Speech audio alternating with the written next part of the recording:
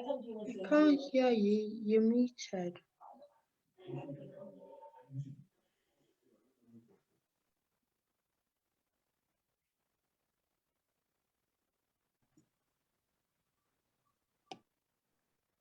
Okay, so yes, thank you so much.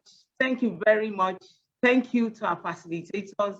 We are very happy for all your contributions. We are 40 plus facilitators strong. We have over 15 facilitators with us who have gone to secondary schools in Lagos and to the correctional centers we have worked in. Thank you so much, guys. Thanks for supporting. I will just introduce really briefly Women for Leadership, Empowerment, Advancement, and Development Initiative. It's a non-for-profit, and we are focused on women and boys. But in the last 3 years, we have worked closely more with boys. This is our what we call our scorecard for 2019-2020. 2019 in particular, these are scorecard.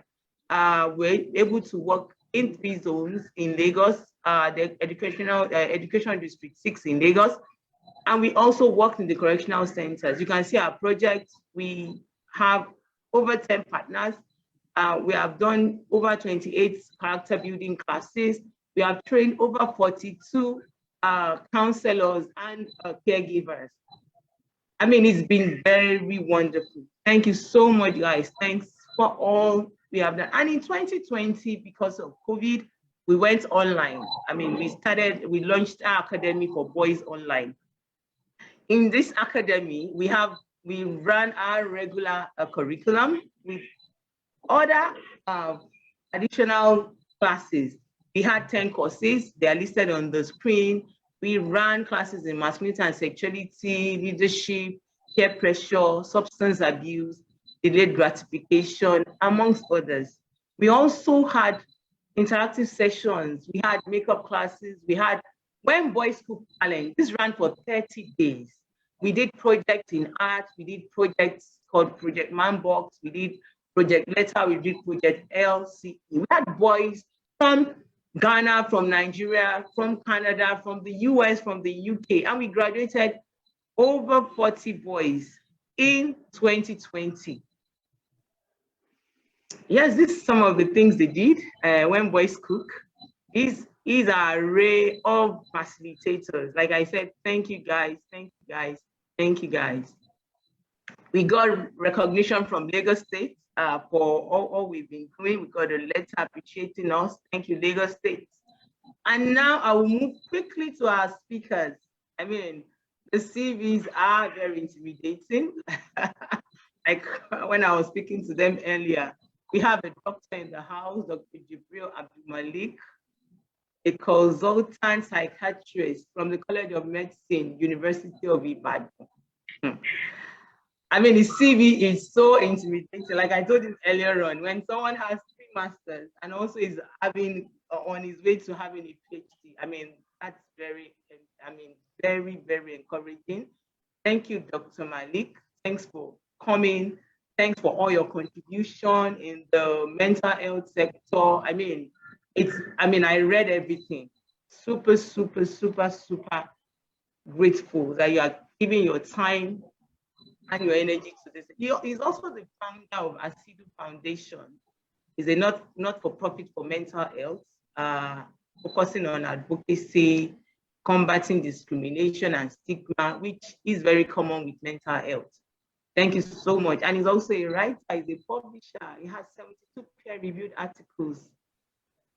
Dr. Abdul Malik, like I said, when I go back to class, I hope I find a class to go to. Thanks so much. I'm also going to go quickly to Mr. Dejirawo. Mr. Dejirawo has been with us for 3 years. I mean, it's been awesome. He's been one of our encouragers, and he's a very famous men research technocrat. He's this week alone, I know he has been to several programs. He is also into TV production. Thank you so much, Mr. Rao, for giving your time, for giving your energy, for giving your resources to this laudable vision. Thank you so much. And that's my humble self. Yes, my name is Oladele-Ilori, like I said earlier. Founder of We Lead. I'm a training facilitator. I'm an HR expert. I'm the author of 2 books. And my focus is on women and boys. Why women and boys? Because I'm sorting a kind of balance where both genders would enjoy that equity, which will give us the ultimate results. So I'll just introduce our program, Building Courage and Emotional Resilience in Boys. And I've said the child is like the pilot. The co-pilot are the family, professionals, teachers. The type of plane is the child's character, the child's temperament, what we call their mental well-being, their preparedness, and the equipment. That's the tools that we have to raise these boys. And then there are usually bad weather when you are flying a plane, and that is how it is in the life of boys also, where we have periods where they face challenges, especially when boys get to that teenage age where there's so many things going on with their hormones, there's so many experiences going on around them. These are periods where the co-pilots have to ensure some level of stability for boys. And I'm going to use the story of DMX, who died this year in April, I think sometime this year, yes, died. And I mean, the story of DMX is so touching. DMX started smoking by getting a joint from somebody who is supposed to be like a figure. The person is one of his managers, so to speak, in the industry, and he was very young. But was DMX able to say no? No, he wasn't able to say no. And that started the journey into addiction. And like I wrote here, parents' guidance and the society leave indelible marks in the life of boys as they grow, mature, move through the labyrinth of life. The positive energy, which Dr. Malik, I'm sure we'll talk about when talking about mental health, can give the utopian feeling, that feeling of fulfillment. Or the negative energy can bury the child. And like sponge, children soak everything in their environment. There are so many events that will mold these kids. Are they positive or negative? Their parents, their influencer, their boys, are these events around you, are they positive? And before we go to the question, I got this from a very dear friend. We went to secondary school, we went to the same secondary school. And when I shared the program with the one in the WhatsApp group, this is what he said. Well done, Ekundayo. By the way, that's my full name. It gladdens my heart to see that someone is thinking about the abandoned boy child. The society has over the decades focused more on girl child, and that has created more responsible ladies who are now saddled with irresponsible boys. When you sit on job interview panels, you will weep at the poor performance of boys in the face of excellent deliveries from girls. I still wonder why the international global UN is not focusing, seeing this gap that we see and promoting it. The boys are going gradually down the drain. Yes, you and I can say we are managing our boys, but the larger society, is that the experience? Before we go on, I will Dr. Malik and Ms. Irawo 2 minutes to also shed more light before we go to the question and answer session. Before I go on also, I would like to tell our participants, thank you so much for coming. Please leave your comments in the session, leave your questions. If you want to contribute, just go to the chat box and leave messages there. We will read it as we progress during the webinar. Dr. Jibril Abdul Malik, you have the floor. Doctor, you have the floor. Right.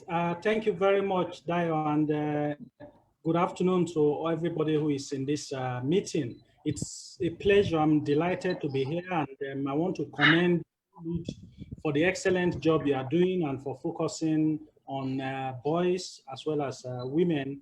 It's very important. And for us, coming from the mental health angle, CEDAW Foundation is all about mental health, promoting emotional well-being, promoting better understanding in our society, as well as reducing shame and stigma associated with it. But before we proceed, I would just like to ask a poster, and you can answer in the chat room. Which gender is the weaker gender, male or female? Just post your answer in the chat room. Which gender is the weaker gender? Is it the male or the female? Boys or girls? Just post in the chat room, please. It will reassure me that I'm not speaking to myself when I say responses. So please, I beg you. Edakun, yes, male. Mofoluke, thank you very much. More responses, male, male, none, Nifemi. Female seems weaker, Ayodeji, thank you. More responses, let's go. Female, Paula, thanks. Male, none. Let's go, let's go. 2 more. Physically female, otherwise it's a toss. Vivian, that's a very political response. Are you a politician?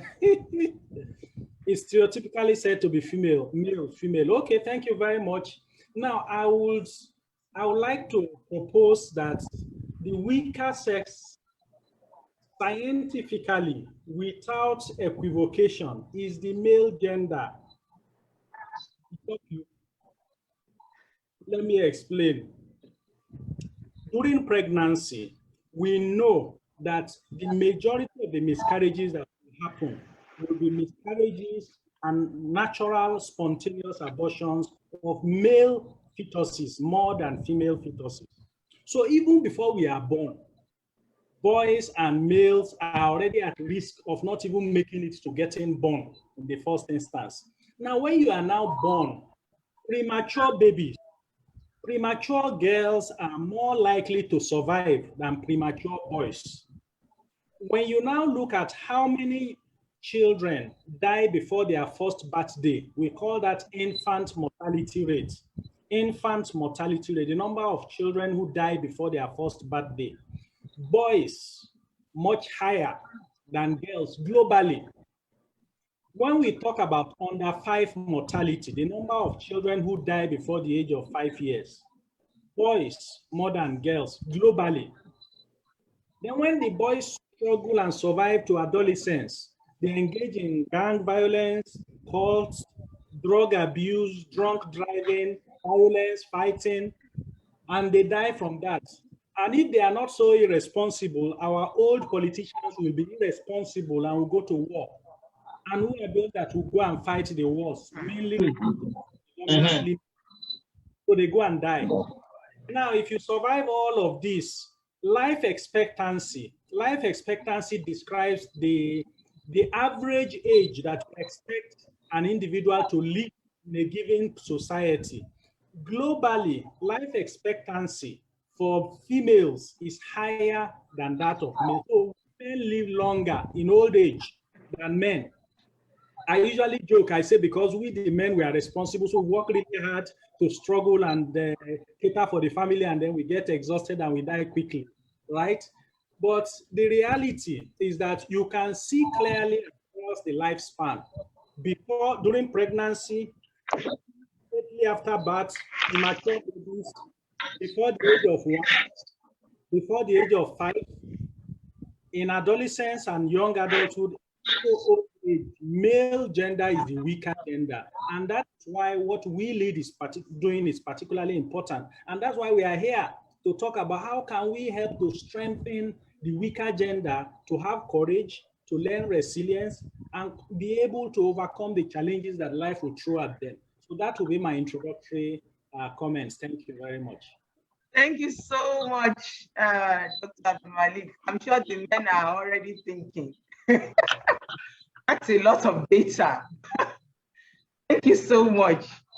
Mr. Irawo, yes, you have the floor. Just speak to the topic before we go to the questions. Thank you very much. It's a privilege to be here. Thank you a lot for what you do. It's always an honor and a privilege to be part of the We Lead Network.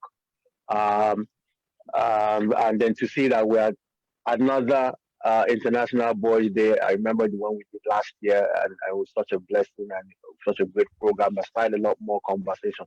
Well, Dr. Abu Malik has made my job easier by giving the data and generally just engaging the conversation. And because for us, at the end of the day, what was key is that we needed to give the world this data that and facts that Dr. Abdul Malik just gave basically has been information that people like myself and other male advocates and men resource persons all around the world had, and we were trying to get out there, but it seemed to be some form of misconception of exactly what the situation is. But as he has rightly said, that is what we go through as boys. Is how we go through what we go through as men, because we discovered that the world is skewed in such a way that the boy child and the man is at a disadvantage. And but because they see all the, for lack of a better word, bravado that we do, people don't know that we are suffering in silence. And we needed to start calling attention to these issues of not just mental health issues, depression. Our global rate of suicide is also amazing. And there's so many things that men go through globally that we need to call attention to, because at the end of the day, like he said, everything just ties into each other. For every male child or man that goes through mental health issues or commits suicide or goes through a depression, the dependents around him go through that entire process as well. Their wives, the children, people they work with, members of the extended family, and all that. Everybody suffers that thing when men continue to be allowed to slide through, these very dark issues that we go through. And at the same time, looking at the life expectancy of men as well, the figures are just not encouraging at all, because at the end of the day, lots of things are thrown out of balance. So I'm hoping that in our conversation today, we could sit down and not just have a conversation, because at this level, we try to say that when we have conversations now, we should be thinking implementation. And I'm just hoping that as we have a robust narrative, also exchanging ideas with our wonderful people who have joined in, we can all begin to see actionable plans to see how we can make this world a better place, not just for the girl child and the boy child, but humanity as a whole, because we need each other. And like I said, when something happens to men, it's a global, effect on everybody around them in their eco space.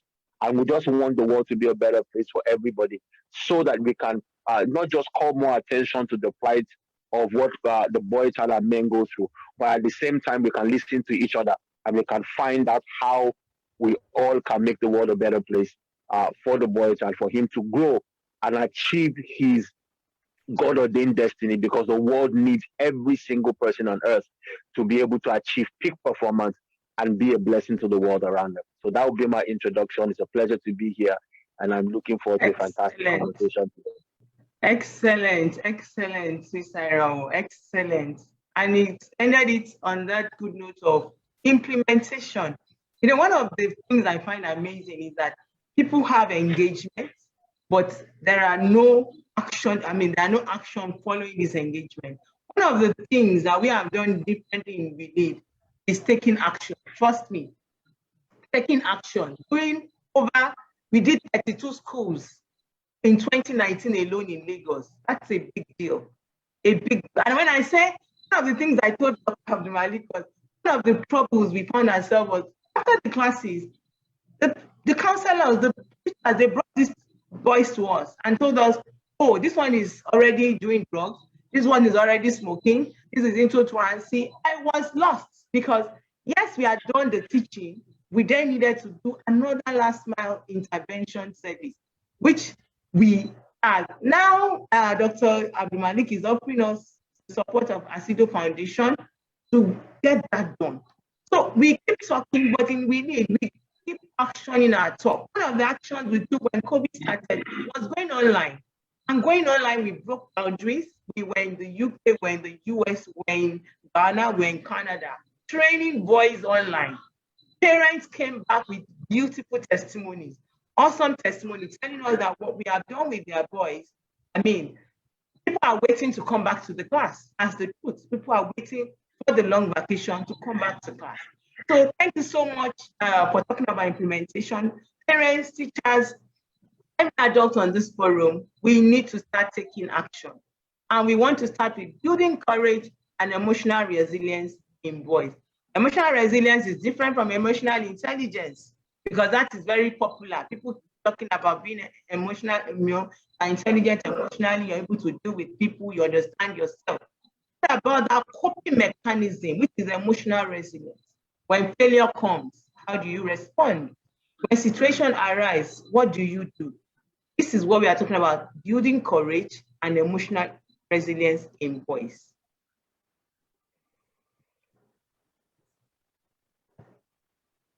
So I will start with question one.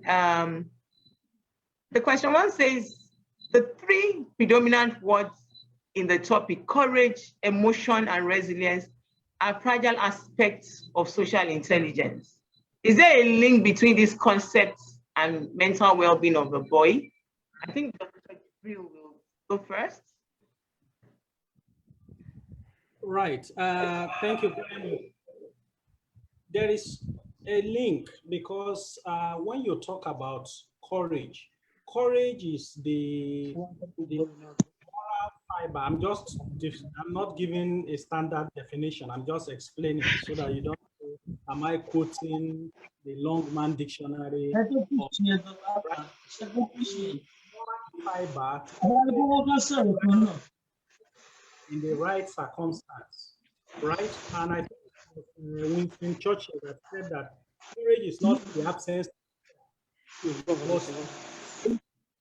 persevere and take the right decision despite the fact that you are afraid or you confront your fear. So that's courage. So when you look at courage, you see that it is intimately linked to your emotions. And the common emotions that require courage is fear. Fear of many things, fear of rejection, fear of criticism, fear of failure, and so on and so forth. So when you need courage, it's because you need to take the right decision, knowing fully well that that decision will come with consequences. And that is when you need courage. Now, emotions, all of us as human beings, before I talk about emotions, let me rewind a little. We remember in secondary school that in biology, the definition of health by the WHO is a state of complete physical, mental, and social well-being, right? So those three things make up health: physical, mental, and social well-being. What that means is that health is like a stool that is sitting on these three legs. So each leg is 33.3%. And if you are paying attention only to physical health, which is what most of us tend to do, that means you are neglecting 66.6% of health as defined by WHO, not by me, right? So, and when you look at mental health specifically, mental health looks at the ability to do four things. Please permit me to give this background explanations and definitions because we will be referring back to these concepts later in the discussion. So the ability to do four things defines your mental well-being. Number one is the ability to fulfill your own unique potentials. This is WHO definition. Fulfill your own unique potentials. What that means is that each and every one of us in this meeting today and the over billion of human beings on this planet, every single individual is unique and different. How? When you want to travel outside this country, you need to do biometrics. When you want to do a transfer of a large amount of money from your own account, they want to confirm your BVN as well as your biometrics to be sure that you are the one. That is because no two human beings will have the same fingerprint. Everybody has a unique fingerprint. So each and every one of us is unique, but how do you fulfill your own unique potentials? I may be very bad at something, and Mr. Dejirawo may be excellent at it. He may be poor at something else, and I may be very good at something. We have, all of us have our unique strengths, our unique personalities. How do you fulfill the potential you have? It depends on your mental health. Number two definition of mental health out of four. Number two is the ability to cope with the normal stress of day-to-day life. Normal, underlying normal stress of day-to-day life. Again, this is WHO terminology. What that means is that if your father is President Buhari, or your father is Dangote, or you are Dangote yourself, or you are Bill Gates, whoever you are, no matter the amount of money or power you have, you are going to deal with stress every day in your life. It's normal. But how do you cope with this normal stress? It's a reflection of your mental well-being. And that comes to issues of emotions and resilience. I'll come back to that. The third one is the ability to work productively. So if you're a student studying, because if you're a student and you go to the bank to open a bank account, under occupation, what will you write? Student. So your occupation, your job is to study. So if you're a student and you're not able to study productively, or you are working and you're not able to give your best, you may be having a mental health, you may not be enjoying optimal mental well-being, and that's why you're not able to work productively. The last one is the ability to interact meaningfully within the society, right? To relate well with people, with your neighbors, with your classmates, with your colleagues at work, and so on. So you may find someone who is well-dressed, speaking Queen's English, maybe the manager of an organization, but the only red flag that they are not enjoying good mental health may be that the interpersonal relationships is horrible. They quarrel with everybody. They don't get along with anybody. Their family members, their colleagues, their neighbors, everybody, right? That may be the only indicator that they may not be enjoying good emotional well-being. And so when you look at mental health from this definition, you will see that it's not only when somebody is roaming the streets naked that the person has a mental health challenge. Mental health challenge are of a spectrum, from those in children such as autism, to those in adults like depression or schizophrenia, to those that can occur in the elderly like dementia, cuts across the lifespan. And the core of mental health is emotional well-being as well as resilience. Resilience, the ability to cope with the normal stress of day-to-day life. Thank you. Thank you so much, Dr. Abdulmalik. Wow. I mean, I learned so many things from what you said, so many things. Thank you so much. So our health is sitting on a tripod stand, and most of the time we focus more on the physical. We don't focus on the other aspect of it. Thank you so much. Absolutely brilliant. Let me go to Mr. Irawo, and I will be throwing this question to you. Can we ascertain that courage, emotions, and resilience are missing from the life of boys in recent time? Thank you very much for that question. And I want to thank Dr. Malik for actually helping to do that breakdown that allows us to be able to engage the narrative that we are engaging now. Basically, when we started to work with the boy child in terms of looking at this narrative, as Dr. Malika said, that has to do with looking at what we call the balanced health narrative of an individual, we find out that, like you said, the world focuses a lot on the physical well-being, but we move, not to understand that there's a mental conversation and there's a social conversation, and also, that walk, like you said, the three legs of the stool. But what we realize basically is the fact that from the way we fundamentally bring up the boy child, we are going to have these issues. So we realize that ab initio, what we call the man box or the man code, some of the salient narratives in that thing ensure that we as a society are raising boys that would have mental issues, social issues that will not make us classify them as being wholesome or healthy or being in a good state of health. We realize that with the boy child, there's some narrative that we throw out there that we realize that are at the bedrock of some of these challenges that we're now, identifying today. So you have things like, it's a practice to bring up boys, shaming them when they can't seem to achieve something. We're trying to build courage in a child, and basically for the boy child, we begin to dare him to step out, do some things to be able to prove that he is man enough, or that he's boy enough. When you do that, you neglect the number one rule that Dr. Malik just said, which is the fact that you must be able to fulfill your own unique destiny. One of the things we do with boy child, basically with the man boy, is like we try to box all boys into a mold. We try to say these are the areas you must be good. So if you have a boy child who is good, let's say in cooking, or he's just gifted in the area of knowing how to cook, or knowing how to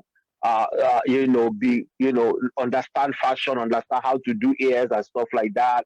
He's great with makeup and all of that. You begin to try to make him not, you see those areas as inferior areas, or areas a man should not be gifted in, forgetting that you need to allow that child to communicate with you with his life, where he has that unique potential that belongs to him.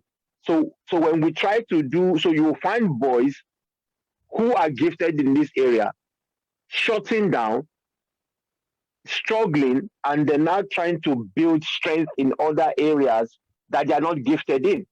And because we have that man box of this is the expectation of what a boy should be, you find that they will now begin to struggle in areas that they do not have unique gifting in.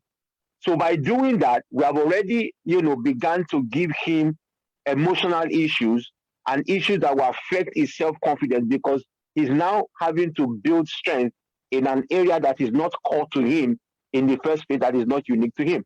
Another thing we do again is that we don't teach our boys delayed gratification. We encourage boys to want something and want that thing now. And we make it excusable for them to use violence to solve problems.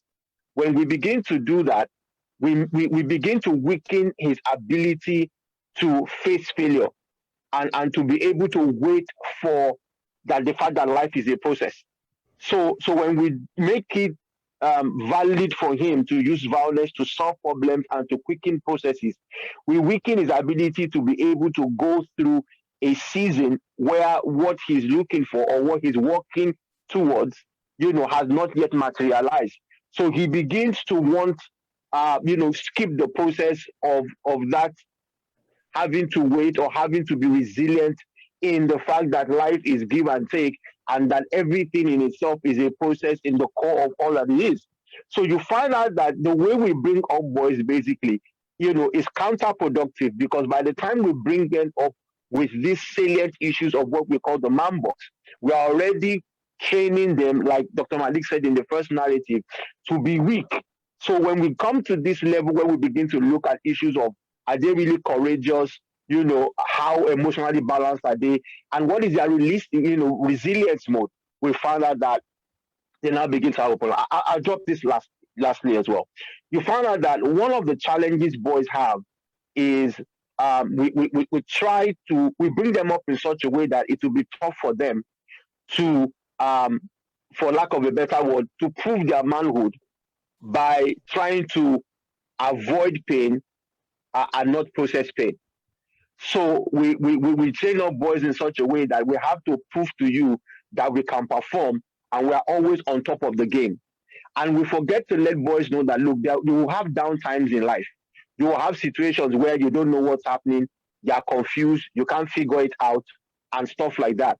But we make them feel as if when they are not able to rise to the occasion immediately, we make it look as if life is always wanting for you to react immediately or respond immediately. And it's not everything you can respond to or react to immediately. You're not even supposed to be reacting, you're supposed to be responding. So, and when you're not able to react immediately, the world sees you as weak. So in that dynamics, not to be seen as a weak person, you find out that, boys are just taking action that has not been thought through, has not been processed. And then for that to be able to happen, you now realize that you have a situation where boys now have a challenge in their ability to be able to process pain. And what that does a lot of times, based on our conversation with boys, is that it leads them to substance abuse, wanting to be high all the time, wanting to be on top of that game all the time. And then they begin to try this, just wanting to be in that state of El Dorado.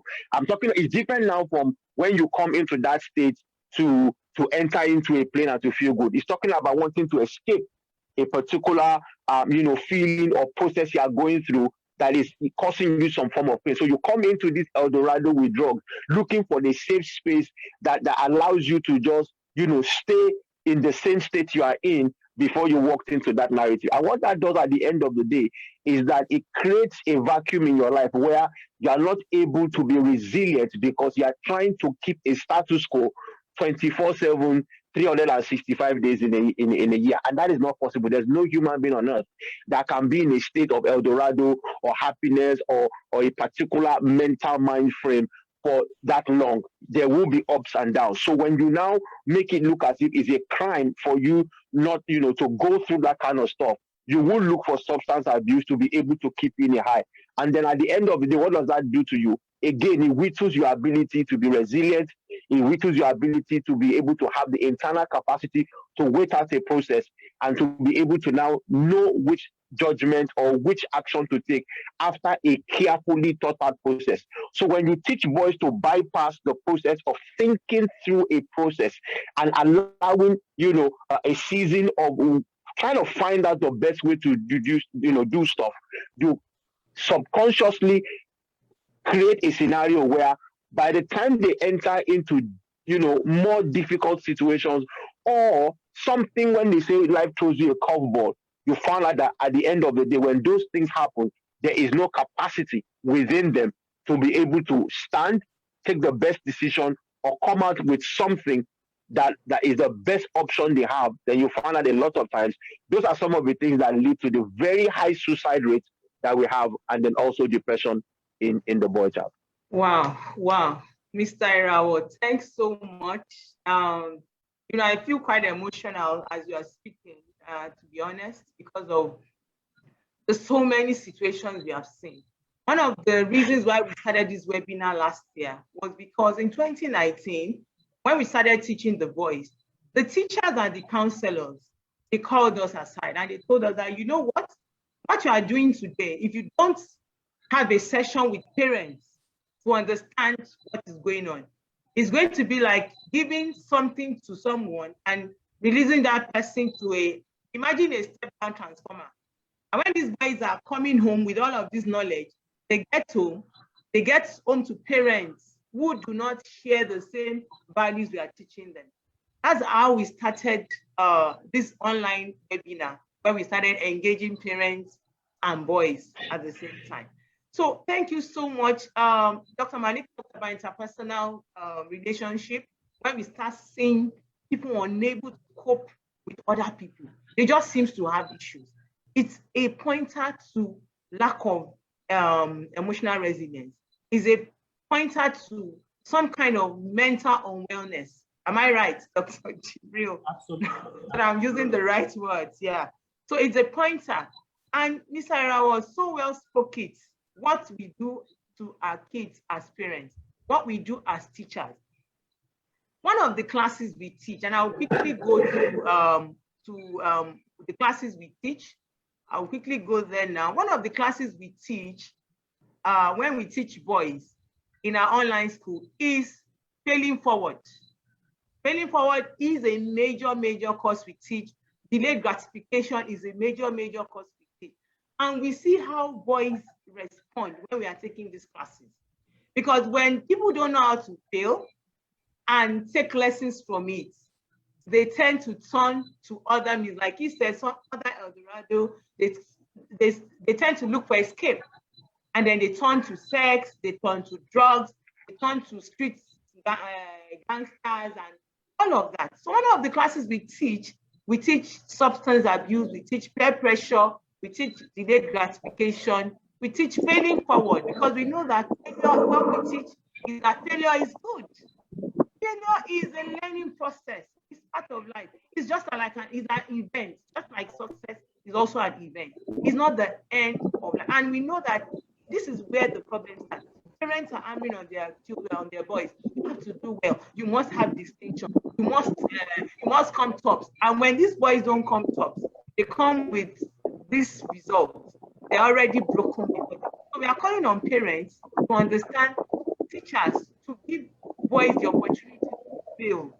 Let them fail and embrace them even when they are failed. Let them know that it's just an opportunity to start again. Thank you very much. I will quickly move to the second question, and this time I'm going to start with Mr. Malik. Before I go on, thank you so much for everyone that has joined. We have the house is full. We have 90 people participants. Thank you so much.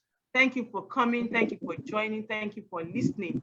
And we have with us here, if you don't know, we have Dr. Jibril Abdul Malik. He's a consultant psychiatrist from College of Medicine, Ibadan, University of Ibadan.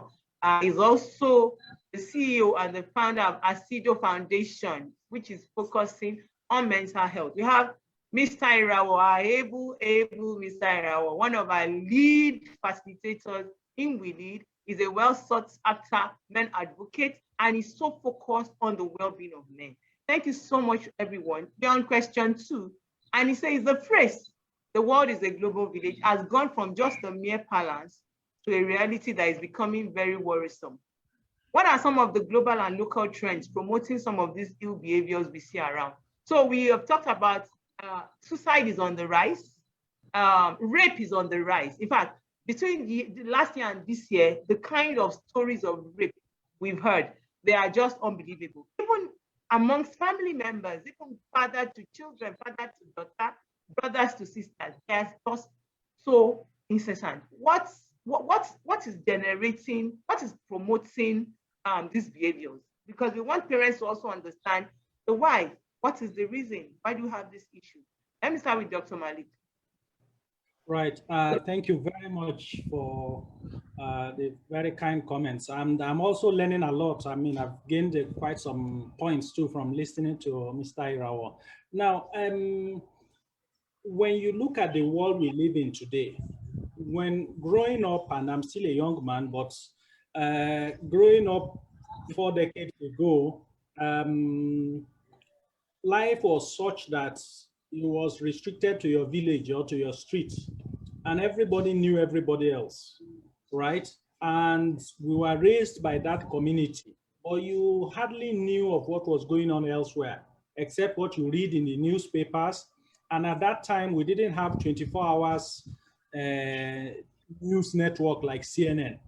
NTA then used to open at 4 p.m. They will start with the rainbow, then there will be national anthem. And then they close at 12 midnight, you know, and that's it. But beyond that, socialization was restricted to your physical environment. That has significantly transformed now with the internet, smartphones, right? So we have become a very connected small village where something happens in Ibadan, for instance. I live in Ibadan. Something happens in Ibadan, in an area of Ibadan different from where I live, and someone in the US will call me or send me a WhatsApp message to say, oh, is it that this is happening in Ibadan? I'm like, oh, where? How? Right? So someone in America is telling me what is going on in Ibadan because they've seen it on Twitter or they've seen it on social media. So that is the impact. Now, what has this translated into, especially for our young, immature adolescent minds, particularly our boys, is that I give an example of pornography. 30, 40 years ago, when you hear of pornography, you will only hear it called blue film.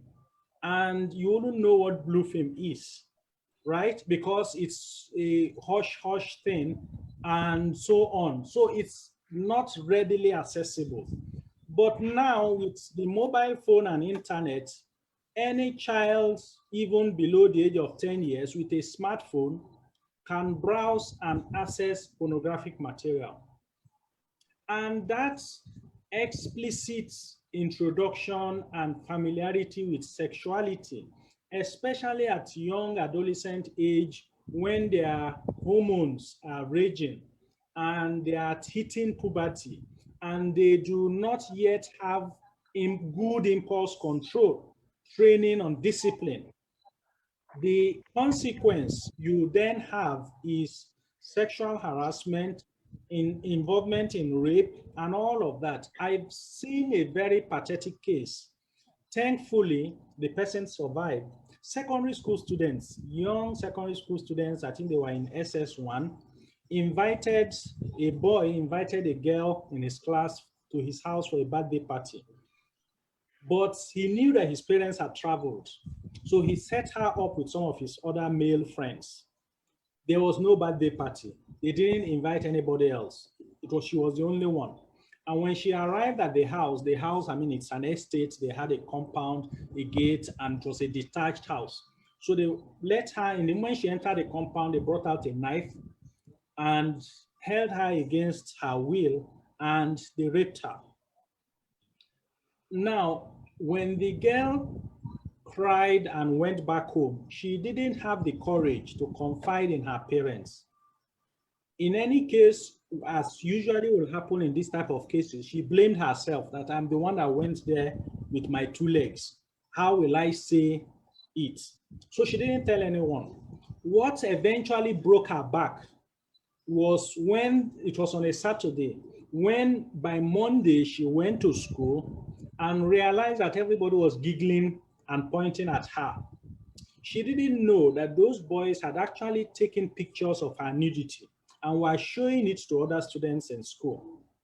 And when she eventually realized what had happened, she ran away from school, bought rat poison, and attempted to take her own life. Thankfully, she survived. She made it to UCH, and she was severely depressed. So that's how she came under our care. The point I'm making is that rape has been there from time immemorial, but the increasing rate directly linked to access to sexually explicit videos, music videos, entertainment films, as well as pornographic materials. That is one.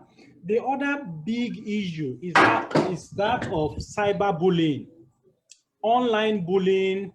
When we were in primary school, when I was in primary school, for instance, I had a very small frame. So the bigger boys could beat me, right? And collect my snack. But once I manage to escape, if I take a different route or something and I get home, I've escaped. So it's the period when you're vulnerable to that kind of bullying. It's before school starts and then between closing and when you're able to get home. With the internet now and smartphones, bullying is 24/7, relentless and continuing.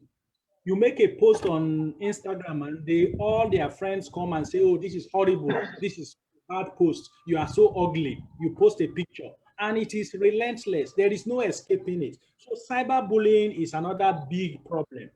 Introduction to drug abuse, peer influence. So children here growing up in a village is seeing what children in New York are doing, what children in Japan, and so on. And particularly, we are also seeing trends where adolescents take a pact to commit suicide, for instance, at a given time, and the manner and way they are going to do it, or to take a certain amount of substance, and so on and so forth. So these are some of the dangers that, including social media addiction, the fact that in any case, you will not blame the young people, you will blame the adults and the caregivers because there need to be restriction. I will give this point. The brain, the part of the brain that we use for executive decision making, for logical thinking, decision making is called the frontal lobe, the part of the brain in the front. That part of the brain matures fully at the age of 24. I'll repeat that. That part of the brain matures fully at the age of 24. Of course, it's not a fixed formula. Some people by 15, it may have matured well. Some people may get to 40 and they are still very impulsive and irrational, right? But on the average, the age where it fully matures is 24. So you'll find that most teenagers, young people, and Mr. Irawa had mentioned it earlier, they have a problem with delayed gratification, impulse control. They want something, they want it now. So they don't want to wait. And when you have that sort of problem and they are not making decisions properly, you need control. Children, including adolescents and teenagers, they need control, regulation, clear rules and guidance. Where that is not provided, many of them will get addicted to their smartphones. Their academics will suffer. They will get into bad company and peer influence, drug abuse, pornography, cyberbullying, a whole gamut of a lot of things, because the world is now a global village via internet connectivity and smartphones and smart gadgets. So my point is, these gadgets must be regulated. You cannot give free, unfettered access to the internet and to smart devices to children and adolescents whose frontal lobe is not fully mature. That would be irresponsible of all of us. Thank you. Excellent, Doc. Excellent. Thank you so much. So we know that we are dealing with boys whose frontal lobes are not well developed, who cannot take informed decisions, who do not know the implication of some of the activities they are engaging in.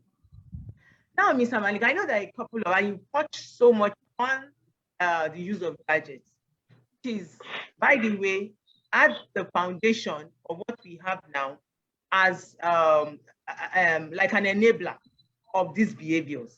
They are the enabler. They expose these children to limitless information, uncensored information, which they are not supposed to have. For instance, on YouTube, there is the kids YouTube. Kids are a lot of parents don't even know there is the kids YouTube information instead of the regular YouTube. The kids YouTube is censored. There are information that are on the adult YouTube, the regular YouTube, that is not on the kids YouTube, just to guard the kids. But how many parents are aware that this is what their kids have to use before they get to that age 18, where we feel, oh, they have matured? In fact, I think in Nigeria, Mr. Rawo, are they really matured at 18 in Nigeria? You know, that is UK, US standard. Have they really matured at 18? One of the challenges, basically, and one of the things we need to say to ourselves, I was at a seminar yesterday and I said the same thing, that I think that at this point, we need to take another look at what we define as parenting and what the people in that context are doing. Because we realize that we need to be fair to ourselves, that like we keep going back to the foundation that Dr. Malik set up for us. The fact that somebody is an adult and they seem to have gone through tertiary education and they now have a job and they seem well to do does not mean that they have everything it takes to get into a marriage and bring children into this world that they can raise up to be better people than them. Because you might just realize that that is just one of the aspects going on for the person. Other core areas of growth and development are not in place. Like I say, that if you look at my gender, so another reason why we're having this conversation is because a lot of people that we see now that are obviously damaged or challenged or having issues will grow up because the physical well-being is in there. And then, whoever is marrying them will not realize that the emotional, the social well-being is not there. And then those places now begin to show up when you put pressure on those areas, and you now discover that they're not able to deliver. So we find that when people who are dysfunctional, like we call them in our own space, give birth to children, or in a marriage or in a relationship that has brought a child into this world, they obviously will pass that dysfunction to the children. And there is no way they can do parenting that would bring a better result. I mean, in our days today, let's be honest with ourselves. I mean, you watch some parents, some adults do some things, and you're asking yourself, is this person a child? Is this person a teenager? I mean, not just, you see a lot of parents who are absolutely themselves irresponsible, with all due respect. I was speaking with a proprietress about 2-3 days ago, and she was actually complaining about a lot of the parents in her school who bring children, and they can see, even from engaging with the parents and some of the things they post on the parents PTA group and everything, of asking, how did these people get mature enough to start a family and to have children? Because you can't give what you don't have. So we have that narrative that we're dealing with, but at the end of the day, we begin to see that, it's just a cycle running around of dysfunctional people passing dysfunction down to previous generation. Going back to the foundation that Dr. Malik had rightly laid out for us, I mean, we look at what the global village is doing, and I've stated that conversation to say, if parents have do not understand parenting or have not been groomed. I mean, and I was saying yesterday when we had the conversation that look, I think and I've said it many times that we need to have parenting classes, and they have to be intense, and they have to be as in-depth as possible. That we can't assume because somebody is old enough to have children means that they are ready or they have what it takes to have children. I think that's something we need to look into, because we're just bringing children into the world that we do not have the capacity to give adequate positive parenting to, because we just have toxic people reproducing that the toxicity in the next generation. So how do those kind of parents know that we live in an age where social media technology is made the world a global village, and you need to create a system, a process around your children that ensures that they are able to achieve what you are working towards achieving, which is that physical, social, and mental well-being, so that they are wholesome people. If they themselves don't even know what to do, if they themselves are not even understanding of this conversation, how do we now expect them to be able to bring up children, who are now in that space, able to do what they need to do? So let's look at it this way. The global village brings to sheds more light on one core area I said before, which is basically bringing up boys to compete. I mean, we just begin to, as early as age 3, age 4, age 5, you walk into a playground full of boys and just ask who's the weakest boy here. And they start pointing to the guy they think is the CC there, or the guys they pick up. Why do boys do that? They pick on the perceived weakest guy for them to validate themselves that they are strong. Is what a lot of boys are trained at that age to begin to look for. Because why? We're a society that tries to honor the strong and condemn the weak, instead of holding the weak by the hand and walking them through a process. So when we do that, that journey starts at the end of the day. And then what social media now does, like Dr. Malik said, is throw a big light on what is there that we are not recognizing is at a very critical dimension. So when you have a boys who compete over everything and compete to get validation, compete to get affirmation, then what social media does is makes you begin to, for lack of a better word, compete over everything. So I'm showing my success, you are showing your success, he's showing their success. So the ones who don't have the cars or the grades or the shoes or whatever to show to the whole world are the ones that are shamed. And it's one thing that we do to boys from a very young age, which I just said, which is shaming boys, making them feel ashamed of who they are, their gender, their sense of being, their accomplishment. And then you now have a global system that is able to celebrate the success and again make the ones we brand as weak, now to shaming them is public. Your friends are here, you are here. I just bought this thing, the whole world must know. So you make what should be private public. And then those who have not, lived up to that expectation now begin to go through mental depression because they have not lived up to that expectation, even though we know that a lot of what they see on social media is somebody taking pictures in somebody's house, like we discovered in Nigeria some time ago, or somebody being sent on an errand to buy something is now belongs to him, and all those kind of stuff. You also have a situation where your life is in the open, there's no privacy, like Dr. Malik was saying. Your life is in the open, so it's stressful, as a person when your life is in the open. Everybody, you're here, you're posting pictures, you're almost going to the restaurant, you're posting pictures. Your life is all in the open. If you're somebody in the entertainment space or something, somebody is chasing you around the whole place, taking pictures of you without knowing, oh, this guy lives in my vicinity. Somebody's taking your photograph, is pasting it on social media. I mean, you can't, like Dr. Malik said, it's like cyberbullying. It's your life on display 24/7. So you really can't hide. You really can't, there's no resting place for you. So everybody now is turning into a celebrity and showing you their own space. And when you begin to do that, you don't have privacy, you don't have closed enclosures where you can do other things about life. Life is not all about the outward. There's external, there are internals. How do you make your internal so public? How do you, because you have all these reality shows of the Kardashians and everything, and then they're making so much money, so you also want to throw your life aside. That can be stressful for you. When you enter into that space and you don't have the resilience to cope and your life is outside there, people are going to throw out your mistakes, people are going to throw out your goofs, and then you are going to literally want to commit suicide because you have been shamed globally. And once people shame you globally, it's a matter of your life should just end, because again, as a society, we are not putting in place enough systems or enough process to counseling process, walking, I mean, what Dr. Malik are doing, walking people through a process.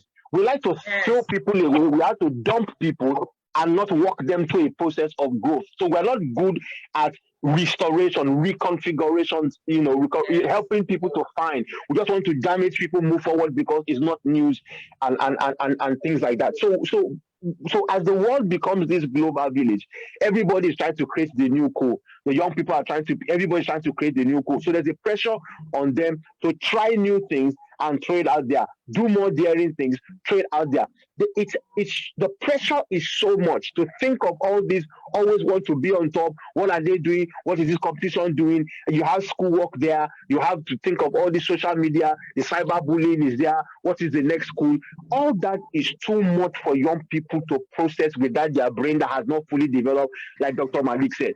So there's no way you will not have meltdowns, shutdowns. And then when these things happen, it means that your resilience level that is required for the issue, this whole big space you put yourself in, is not, your capacity is low. And then what do? Like I said, you try to escape. And one way they escape, like you said, is either they're doing alcohol, they're doing sex, they're doing drugs, or they're doing all that kind of stuff to be able to escape the reality of where they put themselves into. Thank you so much, Mr. Eros. Absolutely mind-blowing. And thank you, Dr. Malik. You took it first from the global space, talking about all the effect of social media, the effect of the internet, which is true. And then Mr. Eros brought it from the angle of parents, taking it inward. What is our contribution as parents towards these ill behaviors we see around? Quickly, I would like to quickly tell our participants, drop your email in the chat box. Like he mentioned, we should have parenting classes, full parenting classes. Yes, I agree. I can't agree more. I am a counselor in my church, and one of the classes we take, we call it care for family, which is parenting. And I often tell the other counselors that I do not think that 1 hour we spend on counseling, even though we do a fantastic job, I must say, is enough to do with parenting. Parenting is huge. And a lot of us walked into parenting with our eyes closed. Like I said, whether by accident, some people were raped, some people just got pregnant, or by, legal means, we got married, but yet we were not prepared for what we were getting into. So participants, please parents, drop your email in the chat box. We'd like to reach out to you. Like we said earlier, when COVID came, and with the things we're doing, we transitioned online, and we started an online academy for boys. Dr. Mr. Rao, should we start an online academy for parents? I think we need to look at that option. It's just absolutely something we need to look at, and I'm sure we can come up with something. Okay. So thank you so much, parents. Drop your comments, drop your questions, drop drop information for us in the chat box. We'll run quickly to the third question.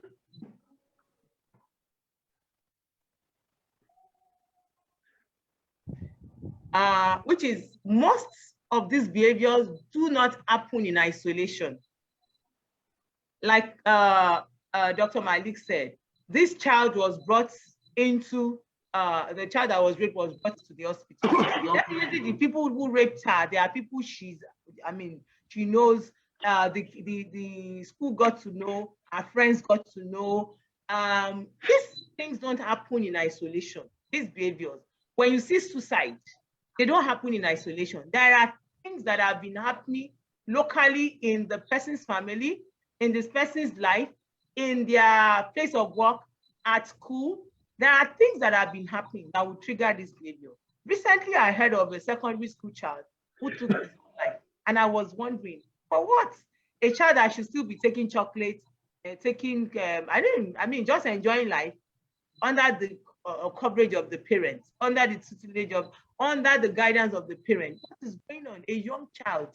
We see young children run away from home, run away from school, run away from everywhere. They just want to be on their own. What is chasing them? What are the challenges? What are the triggers? What are the stressors that boys face? During the when we had crisis in Nigeria towards the end of last year, there were a lot of gangs coming up. Even during COVID, a lot of gangs came up. We have the Awawa boys. We have so many funny names of boys coming up, teaming up against the world, teaming up against authority, teaming up against guidance, teaming up against common sense. And we now know that these boys, their frontal lobes are not developed. Can we blame them? What are the challenges? What are the triggers? What are responsible for these behaviors? Dr. Malik. Right.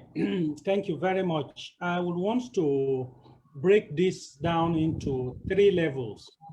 One is individual factors. The second is family level factors or risk factors or challenges. And the third one is the community or the society generally. So let's start from the individual. Now, we know that even babies as infants, they have different temperaments. Some babies are easygoing, they smile, they cool, they hardly cry. And so those types of babies, they have what we call an easy temperament.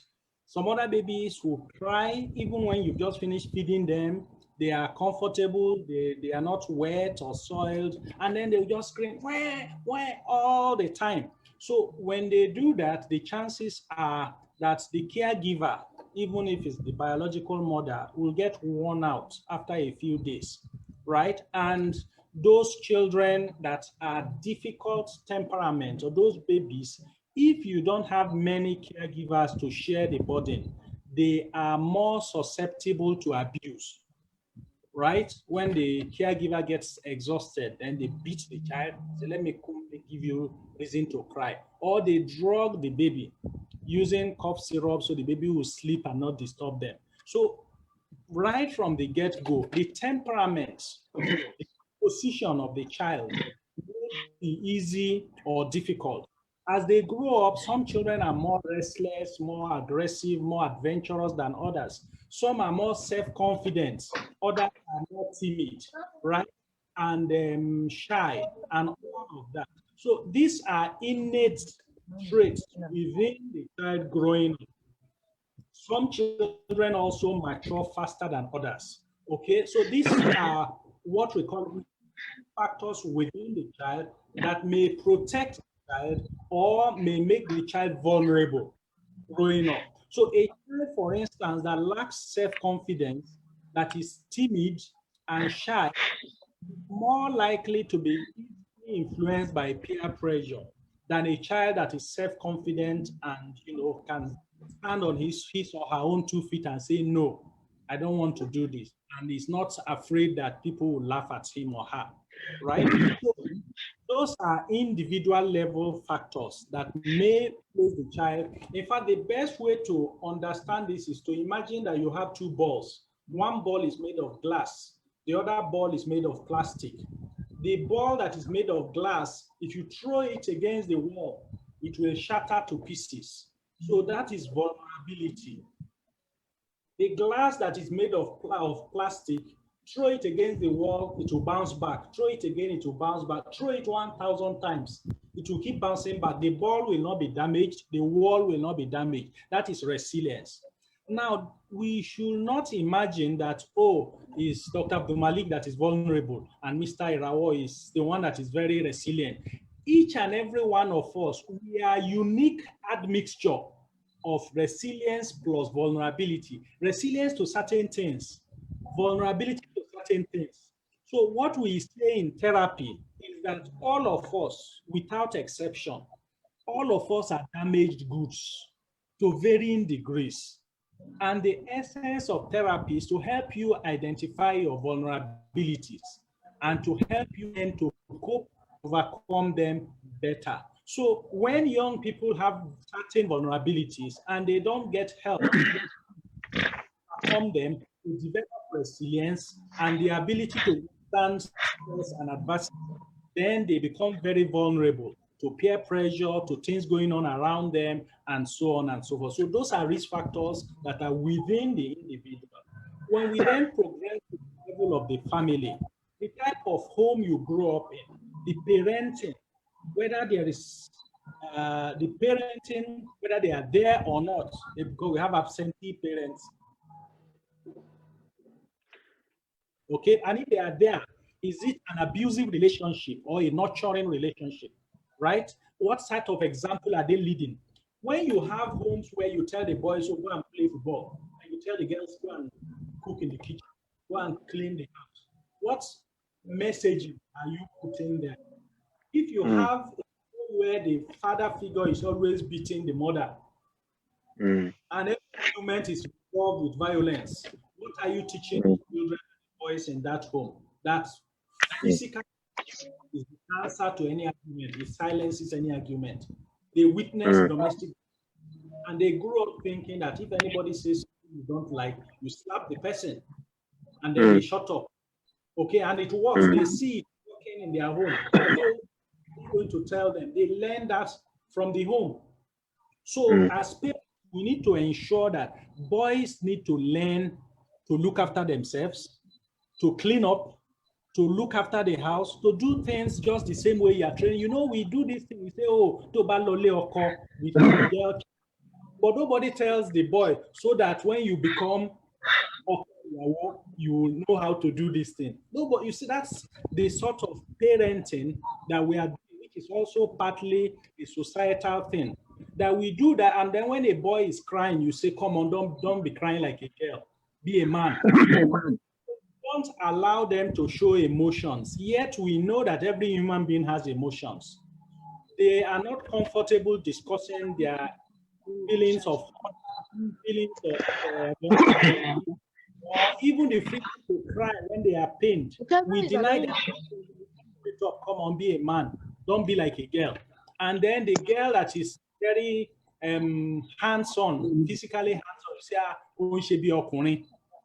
you see the stereotyping and the conditioning. So you want to discourage the female children from being hands-on, and you want to discourage the boys from learning to be useful around the house, and also from dealing with their emotions. I mentioned this earlier, that they bottle it up. So they grow up, you have an adult who doesn't know how to handle his emotions. He doesn't know how to handle relationships, right? And then he grows up, graduates, and then gets a job and gets married. And it's recipe for wahala because he doesn't know how to manage even his own emotions, not to talk of other people's emotions. So then at the larger societal level, I think we also need to talk about the role of the clergy here. All clergy of all denominations, they sort of give a pass to males for bad behavior, right? And that is also not acceptable. We need to teach people to be responsible from the get-go, as boys, as adolescents, as men, to be responsible. Because even in issues of infidelity, the whole town and community and the religious establishment, you will not hear the last of it if a married female has an extramarital affair. But if it's your husband, you say, you know, I want money. So that's like a pass for indiscipline, for infidelity, and all of that. And at the end of the day, all of that boomerangs on the family structure. The function of the family structure is at the heart of the vulnerability, the triggers that predispose boys to seeking for compensation, drug abuse, and so on and so forth. Thank you. Sorry, I went on and on.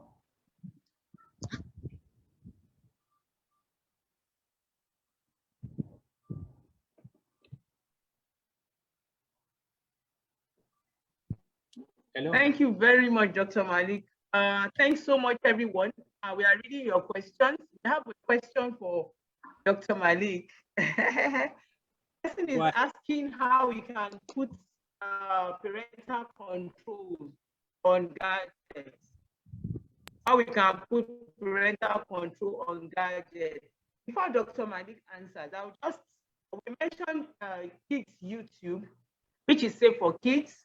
There's another one here for control, Kaspersky Safe Kid. Kaspersky Safe Kid. And there is Post Studio. Post Studio. We will put it in the chat box so that people can see. These are some of the, and on TV, we all know how we put control on our DSTV. I don't know about the regular TV. I doubt if there are controls.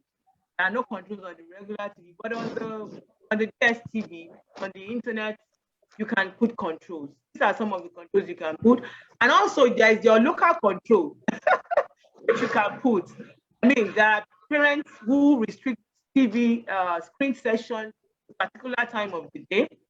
There are parents who don't even allow their kids to watch TV during the week. For me, that is what I've adopted. They can only watch TV during the weekends and for a particular period of time. And I can tell you, with all of those controls, they are still struggling to take them off the screen. That's the truth. So as parents, as teachers, you must be on top of your game. And you must be aware of what is going on. So Dr. Malik, are there other things parents can do as parental control?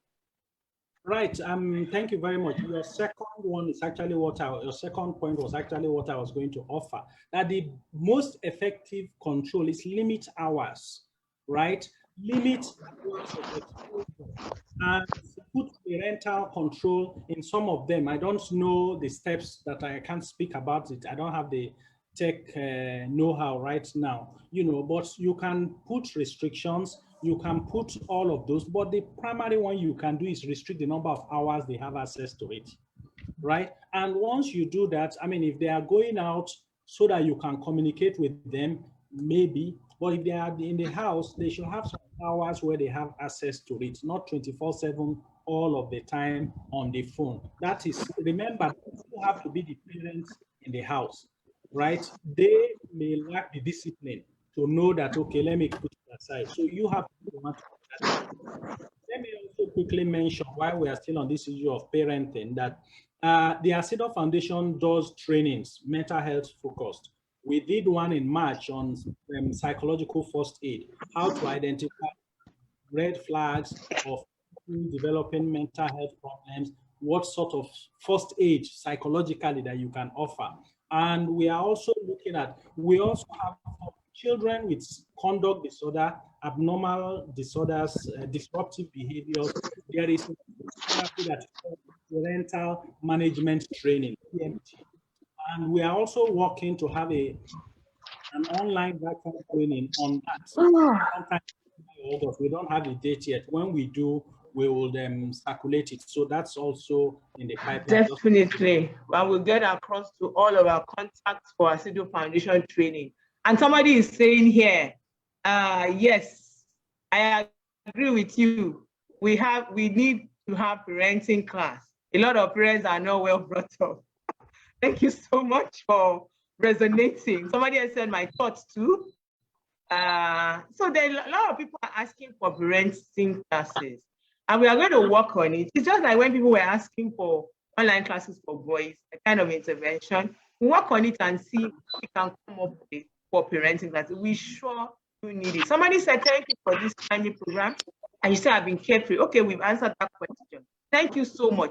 Mr. Irawo, please, parents, teachers, boys, don't forget to leave your questions in the chat box, your contribution in the chat box. Don't forget to leave your emails so that we can reach out to you for the WBA classes. A lot of people are asking for the link. We'll post the link to you where you can register. It's going to happen in August when the children are on long vacation. That is where we plan it for about 15, 20 days. We'll put them in class where they can go through this intensive training.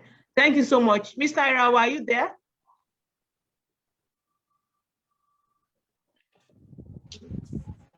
Mr. Irawa, are you there? Okay, So we'll go on to the fourth Yes, I am. question. Yes, we'll go on to the fourth Yes, question. I am. We are taking that question. How can boys overcome their lack of courage and emotional resilience? There are boys on this platform. There are boys on this platform. If you have your son with you on this platform, please put it there that my son is with me. Just indicate. There have boys on this platform. What can boys do on their own? I also have sons. What can they do on their own? What are practical steps they can take to achieve this courage and emotional resilience? Well, from our own understanding of how this, and I want to commend Dr. Malik for doing a fantastic breakdown of those factors as he did in the last question that he answered. For us, for example, if you look at this forum that we're having, I can almost bet my last naira that if you take a census of the people that you have, participants that have joined, you will not get 50% men. If you look at all the participants in this stuff and you count everybody, you will have more women than men there. You will not have 50% men. And that is part of the problem. It is basically because we have fewer men who are, for lack of a better word, who understand the responsibility of what it means to be a man, what it means to be a father, what it means to be the head of a family unit. And one of the challenges, basically, if we're talking about how do boys, where do they start from? That question is a part B of a part A, because one of the things that you need to happen is for men to understand that, their core responsibilities as a father, that you owe your family, that you owe your children, and they lay foundations you can then now build on.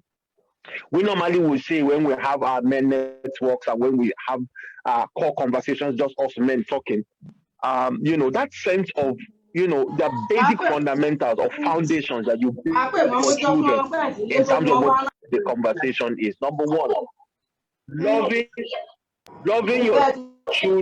loving your children unconditionally is something, a father brings to the life of a child that allows that child to build a solid foundation for where he's going.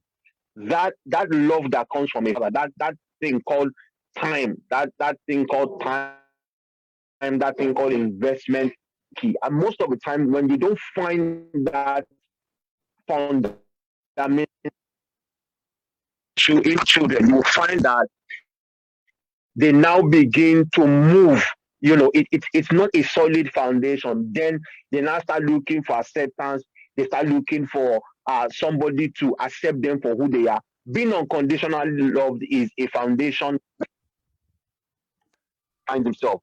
That sense of identity a father brings into the life of a child cannot be removed. If a father is the one that discovers, and gives you a sense of history, gives you a sense of confidence in where you're coming from, your lineage, who you are, how he sees you. The father does that, and those are some of the foundations boys will build on in the future. Obviously, to protect your child is every child is a fundamental right of a child to have protection, to have that sense of security. And a father is one figure in the home who is supposed to physically absent fathers.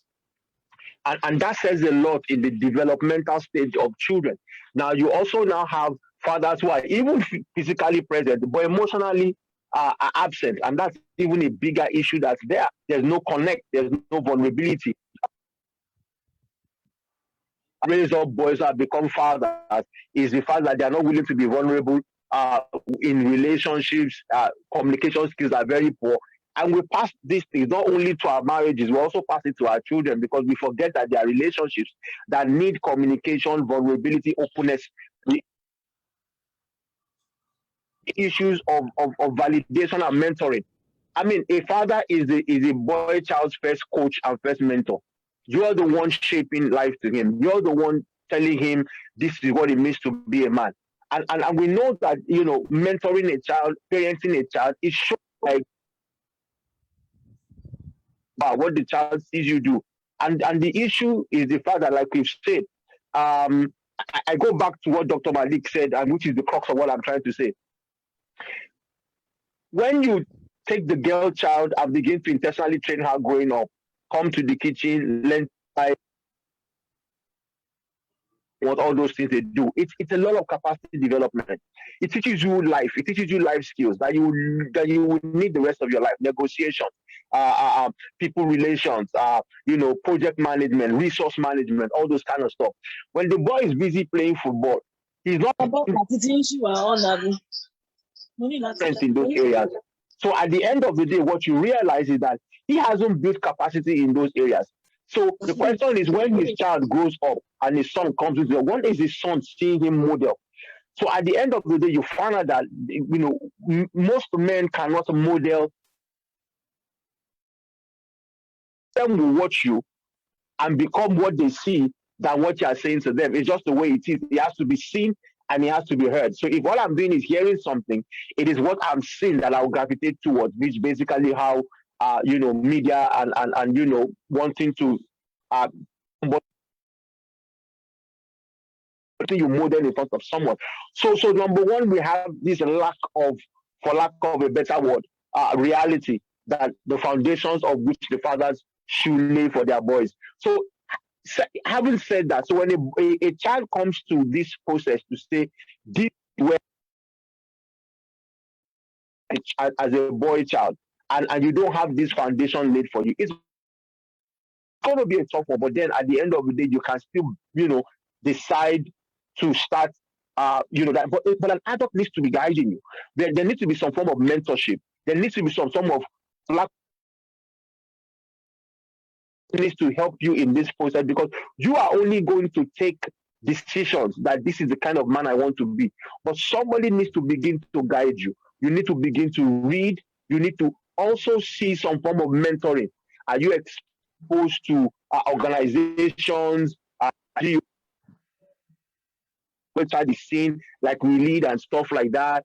And so it's that the boy child now saying to himself, how do I engage this reality? But at the crux of that is that it can't happen in isolation. It's a very tough reality. You need support groups to help you through that process. You need mentoring to help you through that process. You need education and enlightenment to help you through that process. You need, positive media. You need positive media, and you need positive conversations external of you that will help back up the decision. You will still need a core group. You still need to belong to a community that helps you build capacity, that holds you accountable, and that helps you to be able to start that journey from one point to where it's supposed to be going. So there's, apart from taking a decision to turn right and right, in the context where you have strength and which is what I have enumerated, you're also going to need external, conversations around outside of you to help you be able to say, this is where I want to be. I want to be going. So obviously, you need to be able to, in my first conversation, actionable implementation of, going for counseling, seeking help, withdrawing yourself from whatever group or influence that you see takes you the other way. And then you also now take responsibility for, most likely would look for organizations that can help you build capacity, and also look for mentorship that can help you build capacity if you don't have that, process within the four walls of your house. And I also think that, boys can also have these conversations with their parents of how can you work with me, in ensuring that this is where I'm going, in terms of what I'm doing.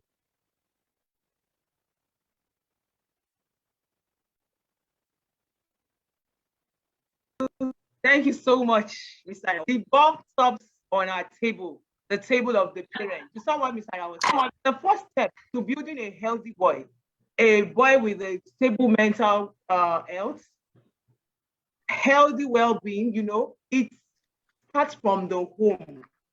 Where are the fathers? I have written severally on fatherhood. Even though I'm a woman, I've written severally on fatherhood. One of the things I've written when I write for cable newspaper, I wrote a particular article and I can remember, where are the fathers? This was about, I think, 2-3 years ago. So where are the fathers? We want a child, we are asking for practical steps, but we know that the first contact of a boy child is the father and the mother. And because of gender likeness, the boy is likely to try to model his life after his father. Father's Day is in June. It's a few weeks from now. It's about, I think, 3-4 weeks from now, if I'm not mistaken. It's in the middle of June, very close. I know it's around maybe 15th, 16th of June. And it's a call to fathers to please help us build a positive model for our sons. Yes, you can tell them to take themselves away from community, from peers, from WhatsApp groups that are bad influence. And I'll tell you, if you know what boys and girls are doing on WhatsApp group, parents, you'll be amazed, you'll be shocked. The kind of conversation going on WhatsApp. These are WhatsApp groups that are for schools. You think, oh, they came together because the school has formed a WhatsApp group where teachers can send assignments. You know what these pupils, they do, these students, they clone this WhatsApp group, move it to another place where they take out their teachers and they start all manner of conversation. A lot of people are asking us what are the WBA class, and I'll just share again because we've shared before, but I'll just quickly share again. The WBA 2.0 online class will start on the 13th of August and it will end on the 28th of August. Register your son, your nephew, your cousins, register their friends. The last one, we had a lot of people registering friends of their sons. Why? Because if you don't take care of those people around your son, and you think, oh, it's just about me, you will soon find out that those are the influence that will spoil the little effort you are trying to make. The way to register is there, body receipt, you can check it. These are the topics that we take.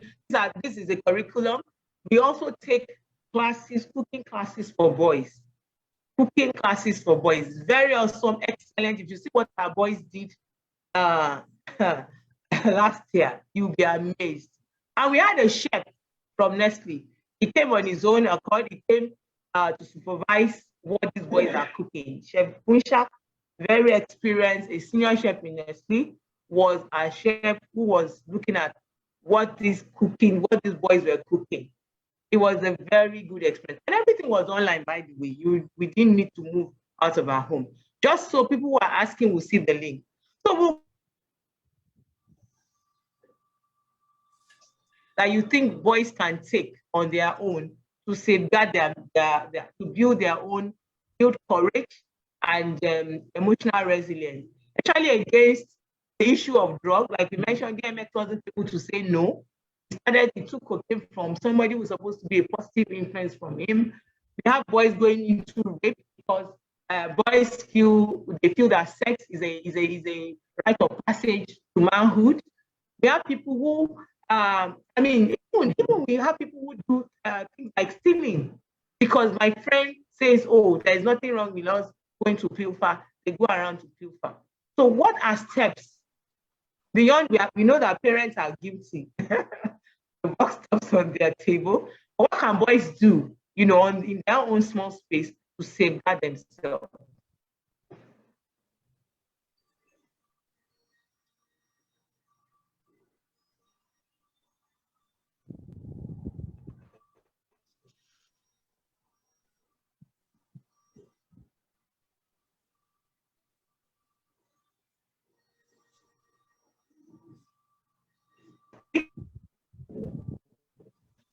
Dr. Mali, can you hear me? Dr. Mali, can you hear me? Okay, I can hear you now. I didn't hear you for a while. Okay. Please, can you repeat it? What? Okay, so we want to know what are the steps? What steps can boys take in their small corner to safeguard themselves from some of these problems they have highlighted? Right, right. Thank you very much. We've spoken extensively about parents and other adults caregivers. For boys themselves, number one, please know that life is a school, and in the school of life, failure is going to happen to everybody. Everybody fails at one task or the other, at one point or the other. Don't be too hard on yourself. Everybody fails at something. So when you fail at a task, it's not the end of the world. Brush yourself. In fact, you even started learning to walk by falling down several times. You know, while learning as a toddler, learning to walk, you fall down many times and then you finally master it. Then you start running. Every phase of life is like that. Go easy on yourself. That's number one. Number two, appreciate that you are unique and different from every other boy or person on this planet. You are different. Every human, even if you're identical twins, your fingerprints will be different. Even if you are identical twins, boys, both boys, and you look exactly alike, your fingerprints will be different. Your personality will be different. So stay in your lane. Don't try to be like somebody else. Don't copy somebody else. Try to maximize your own strengths. That's number two. Number three, please, I beg you, avoid drug abuse. We say in psychiatry or mental health that the best treatment for drug abuse is prevention. Don't even go near it. Because in the best of centers in this world, you will go into, once its addiction sets in, you will go into rehab, you will get cleaned, you will come back, you will relapse, you go back into rehab. It becomes like a revolving door. And many people will eventually lose their life, like Diego Maradona, like Michael Jackson from drug overdose, Amy Winehouse, Whitney Houston, too many examples to mention. The best treatment is what? Prevention. Don't even go and experiment with it. So please avoid drug abuse. Number four, watch the company you keep. If you have friends who are always telling you to do bad things and making fun of you because you refuse to join them, you are keeping the wrong company. Look for friends that will encourage you to study harder, to try and be responsible, that will validate you when you don't want to do bad things, not the ones that will mock you for not wanting to do bad things. So watch the company you keep, the kind of friends, the circle you relate with, very, very important. And number five, communicate. If your parents are not physically there, look for an adult that you think you can communicate with. There will be many questions that you have, many challenges that you will run into. Have someone, that's a teacher that you know is kind and considerate and listens to students when they have problems. Have someone, an adult that you can confide in, that you can talk to when you have challenges or you have difficult decisions to make. So these are the tips I would give for our boys to try and implement on their own, leaving the adults out of it now. Thank you. Okay, thank you so much, Doctor. So dear boys, take charge of your life. Like I always say, no is also an answer. When you are offered drugs, say no. When you are asked to rape a girl, say no. When you are asked to jump classes, to do trances, say no, I do not want to do it. If you are the only one standing up and you know that that is the truth, keep standing. Do not mind that you don't have a crowd. Be right. Don't look for people. Everybody cannot be right with you. Common sense is not a collective behavior. It's an individual decision to be right, even if you do not have a crowd with you. So dear boys, no is also an answer. You can say no, and when you fail, it's not the end of the world. It's just the beginning. It's an opportunity to try again. Fear is also not real. It's always in our imagination. What if? What if? What if? What if not? Why don't you go out there and just give it a try? So we are going to do the fourth question, which is the last question, I suppose. How can we help parents? So, Mr. I was I mean, every parent is guilty, and it's true. The box stops on our table. We are guilty. A lot of parents were not well brought up. What you don't have, you probably cannot even give also. That's why we continue to have that vicious circle of issues around what we are discussing. One of the most, I mean, there was a period I went to the Correctional Center for Boys in Isheri. My first time in that location, the school they share the same compound with a home, a rehab for drug addicts. My first contact was chilling. I saw men, women being taken, I mean, they're locked up in a room. These are talents. You need to go to the correctional center to see talents, boys endowed, just because of a simple step that they took. How can we help parents? I would first of all sound this quick warning. We think when we give our children everything, we think we are the best parents. They want to go to Dubai, we provide the tickets. They want the new Xbox, we provide the money. They want the new gadget, we are there to give it to them. The truth is, when we do not create artificial scarcity where boys value what they are giving, that is the first step into destruction. I know of a family where the parents are constantly being accused. The only mistake they made was they gave their boys too much money. Two of them have gone bonkers because of use of drugs. Very pathetic. These are brilliant. When I say brilliant boys, one of them came out with a first class. So you can imagine that situation where the parents are now being blamed for giving too much to their boys. How can we help parents, teachers, and other influencers equip boys to achieve this result? What practical approach or tools can parents, teachers, caregivers deploy to help boys achieve the level of courage and emotional resilience required to succeed? Let me go with Mr. Irawa first. What can we do? What can parents do?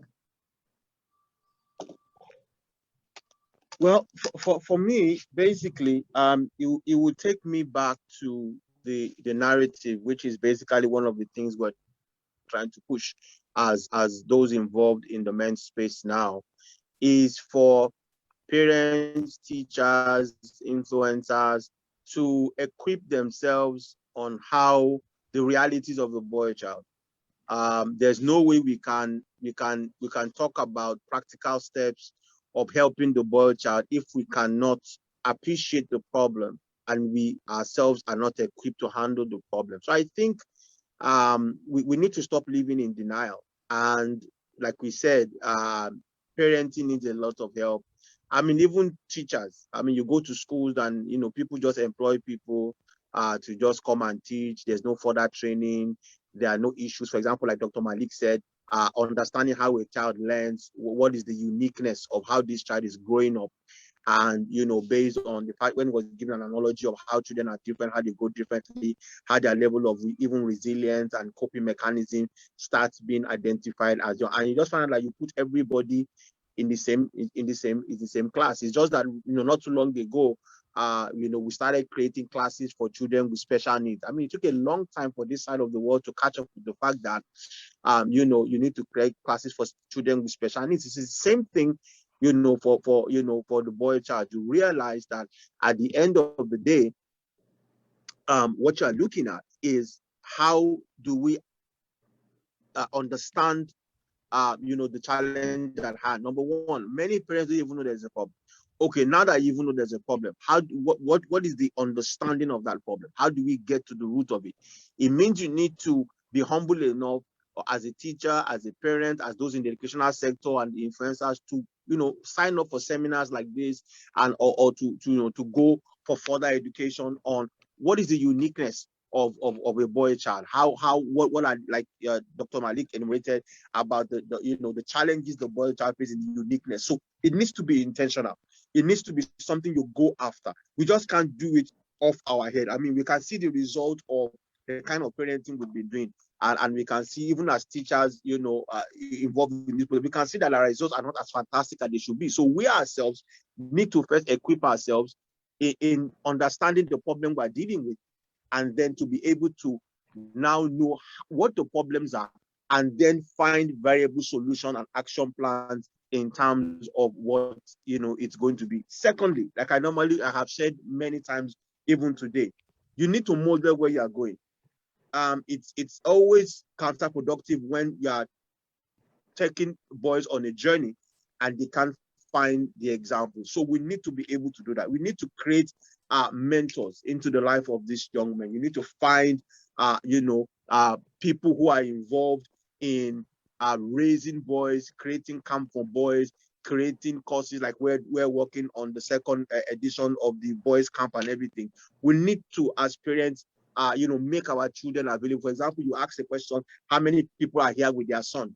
Yeah, a few people did, and I must applaud you, but then we needed more parents to have signed up with their sons to be able to hear these things firsthand, so they understand that the whole world is discussing what they are going through, and these are solutions that we're also providing to where they find themselves and what the reality is.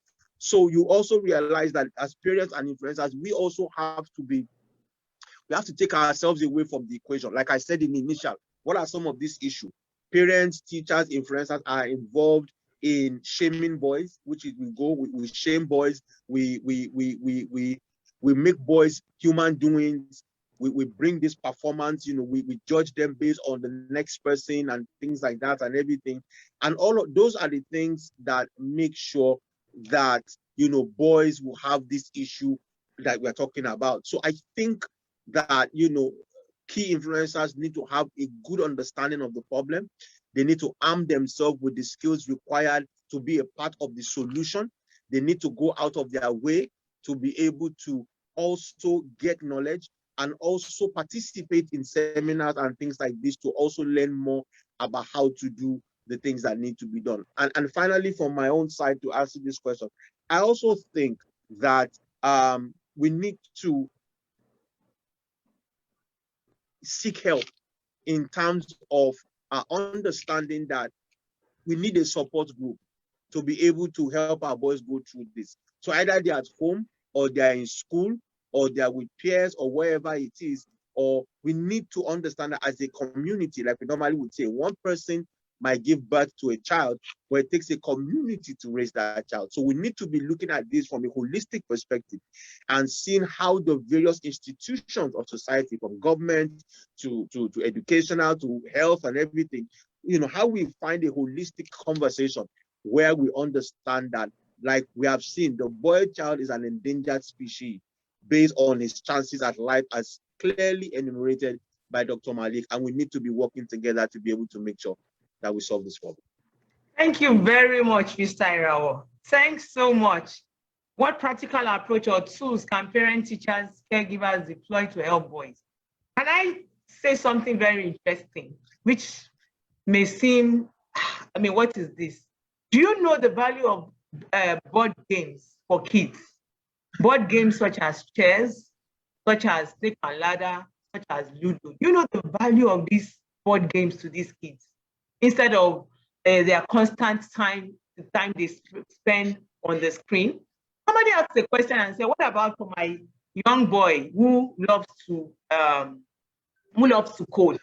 Those are the boys that are very, very savvy with tech and all of that. Dear parents, if your boys love to code, there still must be limits on the screen time. Even for their mental development, there must be limits for the screen time. Even for their eyes, the health of their eyes, there must be limits for the screen time. Have a structured program. If your boy loves to code and you want to put him in a coding school which is online, have a structured program, have a structured time, attend class between 10 and 12, and that is it. If he needs to practice, have a structured timetable. If I show you the timetable he grew up during COVID, you would think I was running a school with my kids. From breakfast to lunch to dinner, I was on top of it. Did we not miss some of it? Yes, we did miss some of it, but I had a structure which I wanted to follow, and that helped a lot.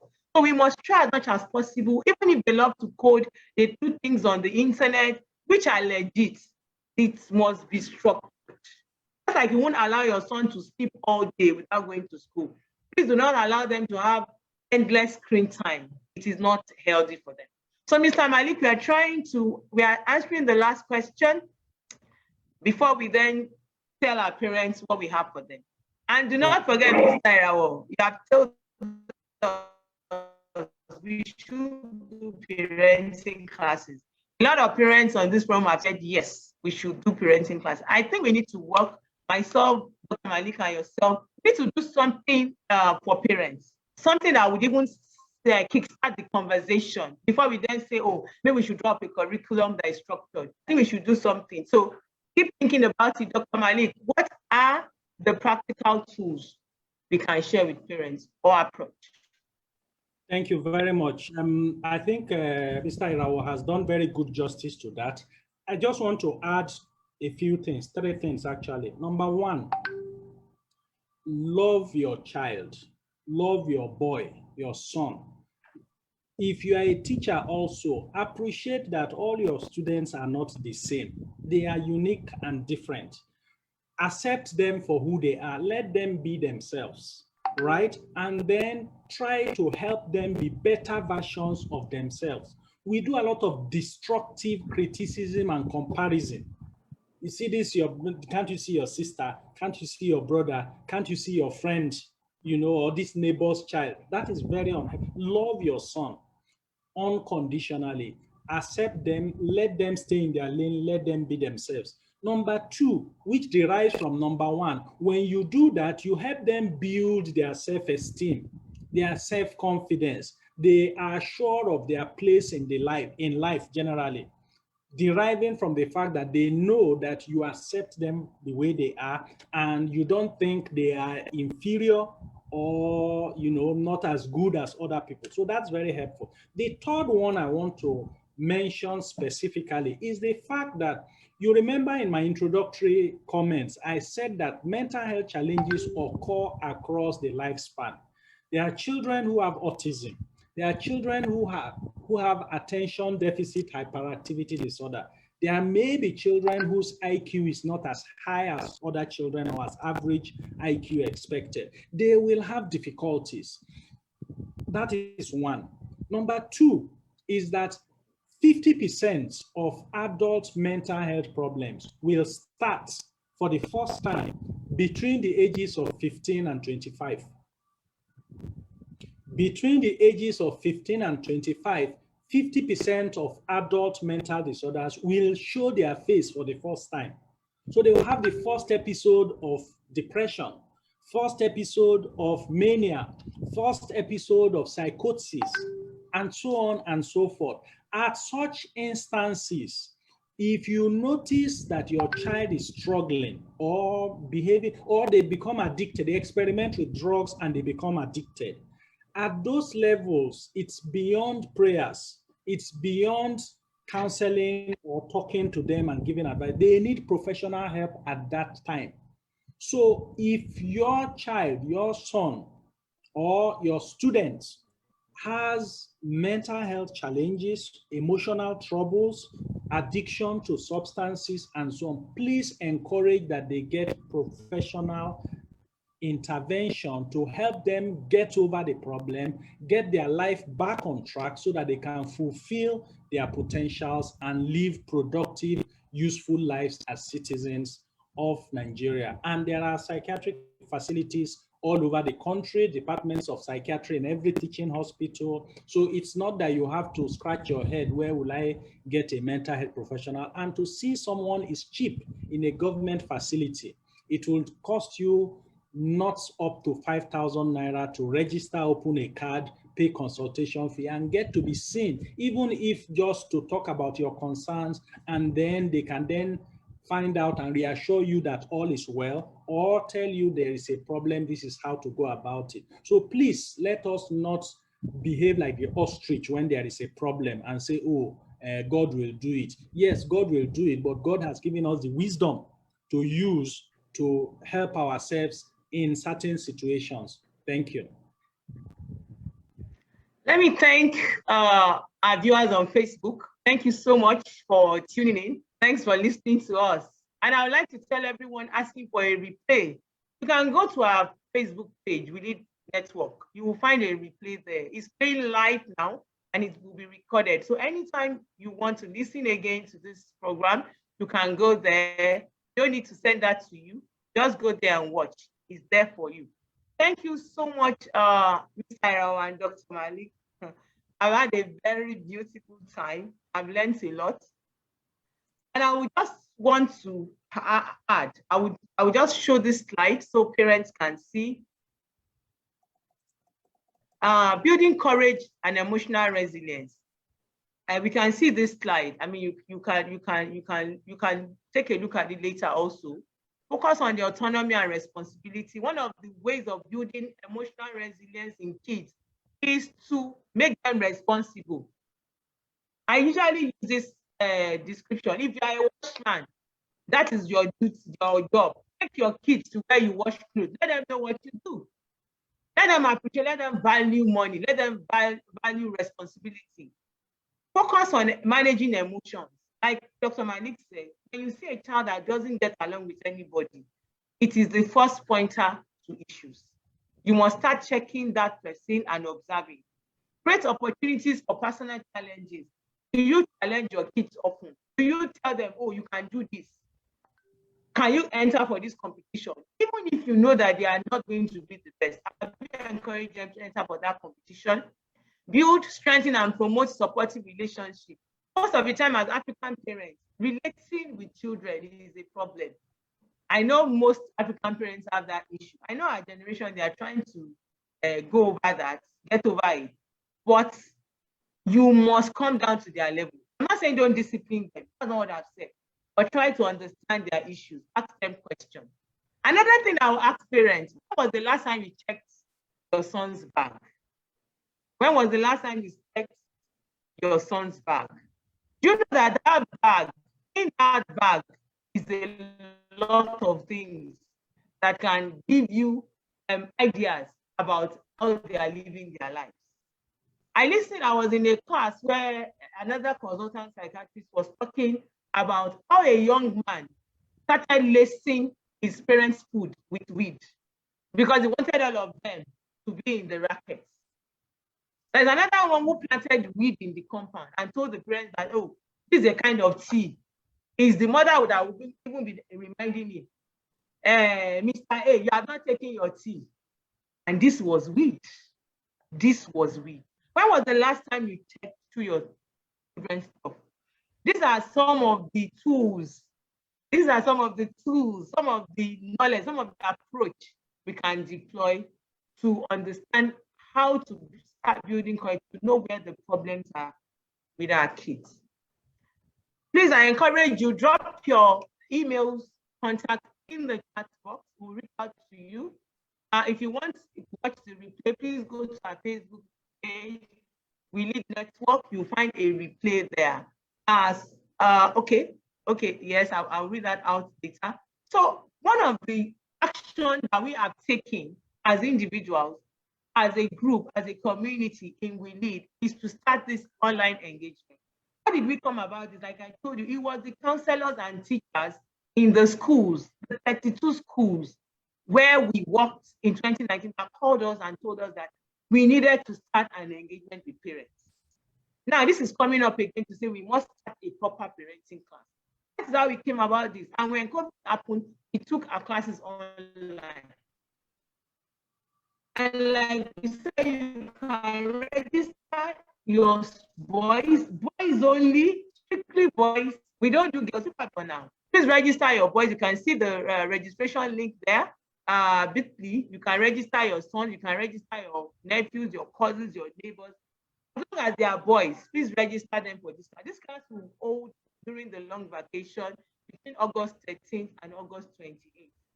We have parents from all over the world tuning in to this class, and the testimonies, the reaction, the responses has been awesome.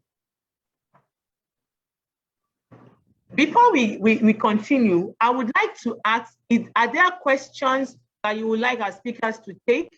Are there questions, please? If we need to unmute you briefly, we will. Are there questions that you want them to take? Are there questions you want them to take, or you can leave them in the chat box? We can also still send responses to you later via email. Drop your email addresses. Drop your email addresses. Let me see the chat box to see if we have any question. Yes, Dr. Malik is asking that we go to, let me read that out.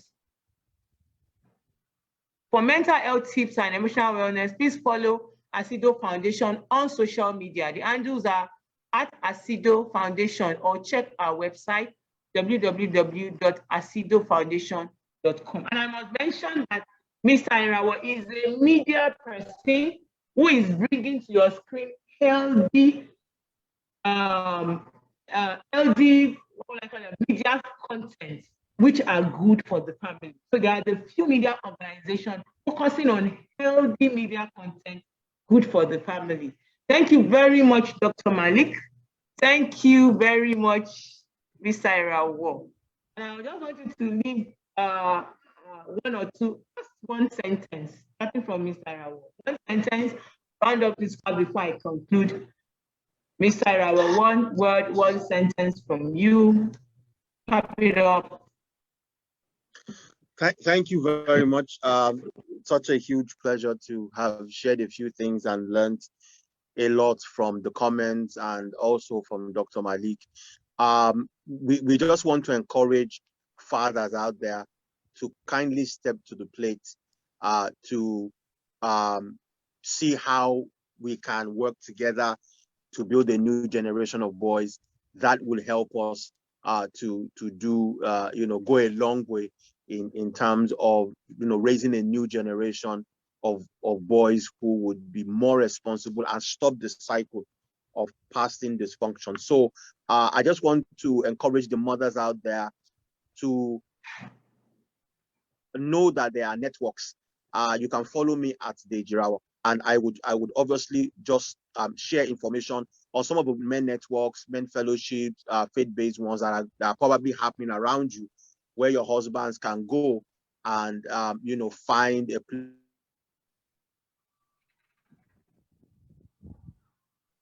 place where they can discuss real issues, where we talk about parenting, what it means to be a man beside which the few men that have joined to say thank you for joining. All is well and everything. Thank you very much, Mr. Irawo. Thank you. So somebody is asking Mr. Irawo, share your media link for everyone to see. Please share your media link to your content, share it in the chat box. Somebody is asking Mr. Irawo, please share your media link now. Share it in the chat box. Mr. Malik. Okay, Dr. Malik. no problem. Dr. Malik. Thank you very much. Dr. Malik. Thank Yes, you. can you give us just a closing sentence? Right. It's been an absolute pleasure for me, and on behalf of the Asido Foundation, we are absolutely delighted to have been part of this. And the focus on mental health is very, very pertinent. And I want to encourage all of us, all the parents here, teachers, adults, to appreciate that all of us, we are work in progress. Nobody is perfect. We are all damaged goods and all of that to various extent. But improvement must be deliberate, must be strategic, and it takes energy and time. So let us invest that energy and time in building the society of our dreams, starting with the boy that is under our care. Indeed, every child that is under our care, it must be deliberate. It will not happen accidentally. And I'm very happy to see the We Lead Boys Academy and other such interventions, very useful. Thank you very much from all of us. It's been an absolute pleasure interacting and learning with everybody here on this platform. Thank you, and kudos to We Lead for all the wonderful work you are doing. Thank you. Thank you so much. Thanks to all of our participants. Thank you, parents. Thank you, teachers. One of our takeaway from this conversation, which we will action, is to start an engagement with parenting, with parents. Maybe a parenting community to start with. And then we start having classes which will teach specific aspects of parenting. We'll work on that. That's our takeaway as we did. Thank you everyone for joining in. Thank you for the comment. Thank you for the encouragement. I see a lot It's been wonderful. I've learned so much here. God bless you. That's from Shada Kitomide. Thank you so much. Femi Yola says, thank you so much. It's been a great session. Thank you so much to everyone. I want to read more of the comments. Fadikemi Olumide says, thank you, organizers, for this insightful webinar. Thank you too for joining. Without you, we wouldn't be here. So there are so many comments. Thank you. If you still need to know about gadgets, we've left comment, Kaspersky, SafeKeep, Close Studio, control screen time. Thank you so much. And if there are things you want us to deal with in our webinar, which is a monthly webinar from now till the end of the year, please leave it in the comment section. You have about 3, 4, 5 minutes to leave whatever topic you want us to deal with in the comment section before we leave the webinar. Thank you so much, everyone. I appreciate you. Please leave your comment. And if you need to send an email to us, I will just show the email now. You can send an email to us. You can see our contacts. You can go to our website to know more of what we do.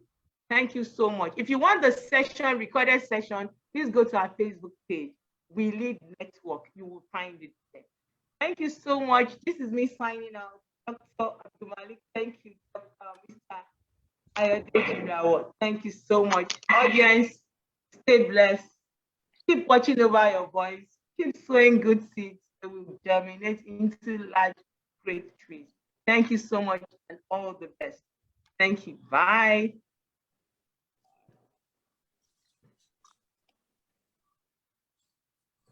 Bye.